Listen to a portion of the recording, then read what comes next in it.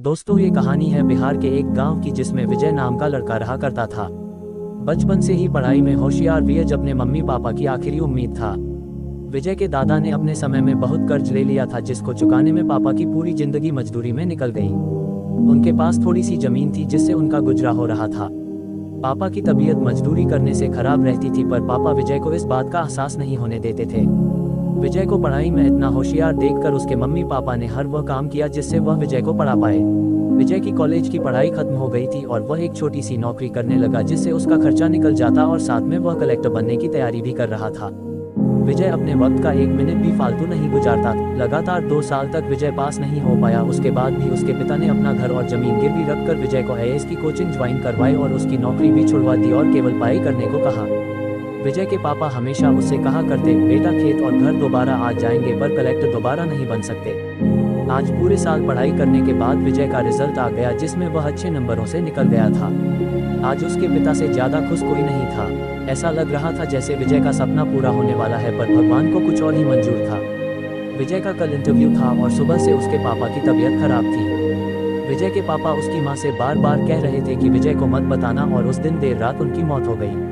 अब एक माँ जिसकी गोद में उसका पति गुजर गया और वह अपने दर्द को भुलाकर अपने बेटे की जिंदगी के बारे में सोच रही थी। माँ ने पड़ोसियों तक को इस बात का एहसास नहीं होने दिया कि उसका पति अब नहीं रहा। पूरी रात ऐसे रोई की आवाज भी न निकले और सुबह विजय जब इंटरव्यू देने जाने लगा तब माँ और पापा के आशीर्वाद के लिए उसने माँ को कॉल किया। माँ ने पूरी हिम्मत लगा दी अपना सच छुपाने के लिए और विजय को आशीर्वाद दिया। और जब विजय ने पापा से बात करने को कहा तो माँ बोली, पापा अब तुमसे बात नहीं करेंगे, वो कलेक्टर से बात करेंगे। इतनी बात करके माँ ने फोन रख दिया। विजय का जब इंटरव्यू हो गया तब उसे बताया गया कि उसके पिता की तबीयत खराब है, उसको तुरंत घर जाना है। विजय को एक पल नहीं लगा अपने पिता की हालत समझने में। घर पहुंचकर पिता के पैरों में गिरकर वह जोर जोर से रोने लगा और कहने लगा, पापा उठो, देखो मैं कलेक्टर बन गया। आज उसके पिता को वह खुशी मिली थी जिसका उनको वर्षों से इंतजार था, पर आज वह इस दुनिया में नहीं थे। भगवान विजय के पिता की जिंदगी में सुख लिखना ही भूल गए थे। पहले वह अपने पिता के कर्ज में जिंदगी भर मजदूरी करते रहे और फिर बेटे के सपनों में फिर घर और जमीन गिरवी रखनी पड़ी। वह जिंदगी में कर्ज लेकर आए और कर्ज लेकर चले गए। विजय के पिता को भले ही जिंदगी में कुछ हासिल न हुआ हो, पर वह अपने लड़के को इस काबिल बना गए कि वह अपनी 7 पुश्तों को बैठे बैठे खिला पाए। Emotional sad story in Hindi. Vijay की मां ने जो उस रात किया जिसको करने का जज्बा बहुत कम लोगों में होता है। जब विजय कलेक्टर बनकर घर आया तब मां ने विजय से कहा, बेटा तुम आज इतने बड़े बन गए हो कि हजारों गरीबों का भला कर सकते हो।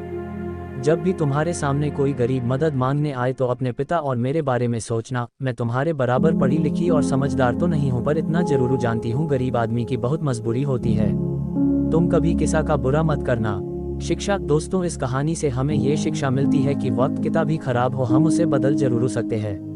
माँ और बाप के एहसानों को हम कभी नहीं उतार सकते हैं, पर हम अपने कर्मों से उनकी इच्छा जरूर पूरी कर सकते हैं। यह emotional sad story in Hindi सच्चाई पर आधारित है। Emotional sad story in Hindi में आपने पढ़ा कि कैसे विजय के पिता का जीवन लग गया उसे कलेक्टर बनाने में। जब भी कोई किसी पोस्ट पर या जीवन में बहुत ऊपर किसी पद पर पहुंच जाता तब उसमें बहुत सारे लोगों की मेहनत और त्याग लगता है।